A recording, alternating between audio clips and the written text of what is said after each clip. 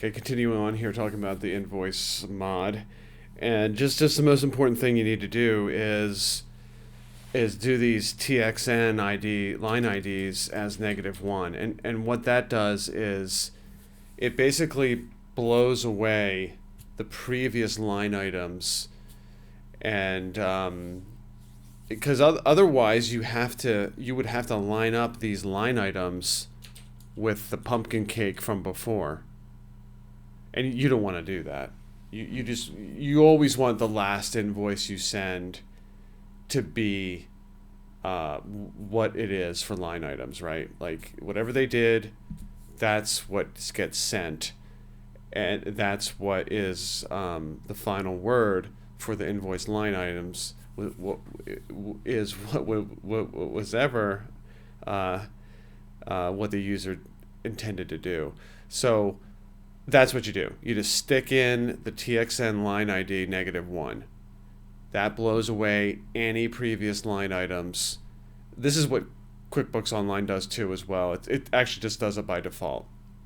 It assumes what your line items are is what is the standard there, gets blown into the invoice. Here you need to designate it.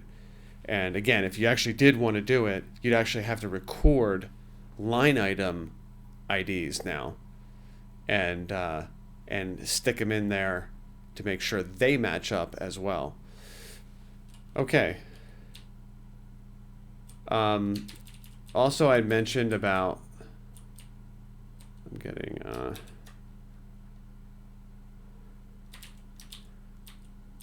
go back here.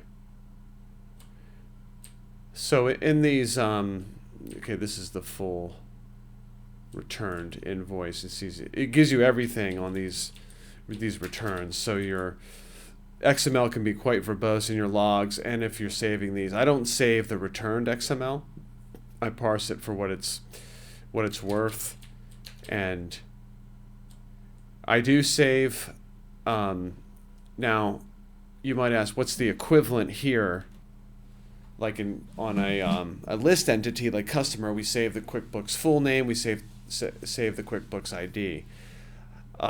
Basically, for transactions, the most important thing is the ID. Right here.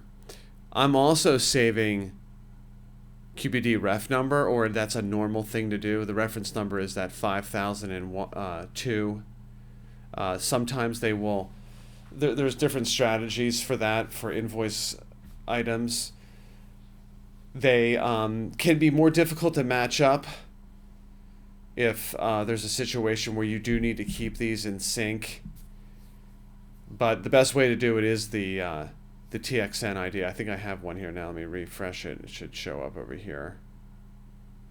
Oh, but again, I'm in copy mode over here.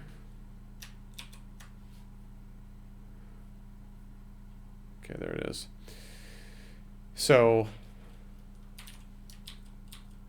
got that. That's what we're saving. What I wanted to talk about too was you can have a line item that just has a an amount. So if you did a description and I believe an amount, you do not have to have a item reference. Okay. If you do want to have a quantity and a rate, you have to have, I believe, an item reference here. Also notice, customer reference, we're sending the list ID, but the full name is the most important one. You don't have to have the list ID, that's optional in the customer reference. The full name is not optional. Down there, an item reference, I'm leaving out the ID of the item reference. Okay, that ends invoices and add and modifications. Now we're going to jump into miscellaneous topics, air handling, advanced air handling, things go wrong, different things like that.